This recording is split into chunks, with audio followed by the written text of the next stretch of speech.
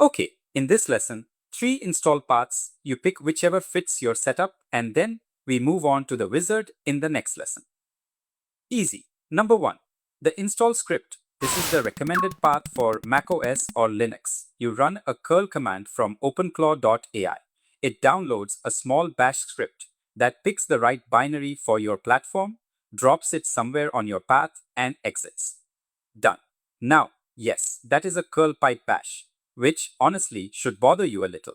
So, if you are security conscious and you should be, do not blindly pipe it. Save it first. Look at it. Then run it. Same outcome. You just get to read what it is about to do before you let it run. That is best practice for any curl pipe bash install.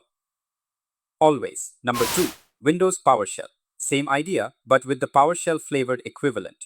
There is an install.ps1 script published on OpenClaw.ai.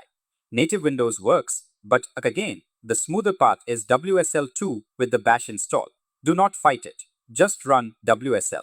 Number 3. npm. If you already have a node toolchain you are happy with, you can run npm install-g OpenClaw at latest.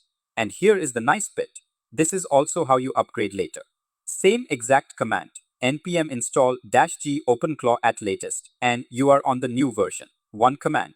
There are also Docker and Nix install paths if those fit your setup better.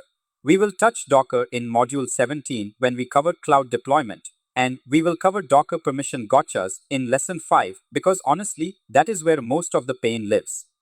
After the install completes, verify with OpenClaw version. If that prints a version number, you are good. If it does not, your shell probably has not picked up the new binary yet. Just open a new terminal window and try again. We have not actually started anything yet. The install, just put the binary on disk. The gateway boots in the next lesson when we run the wizard. See you there.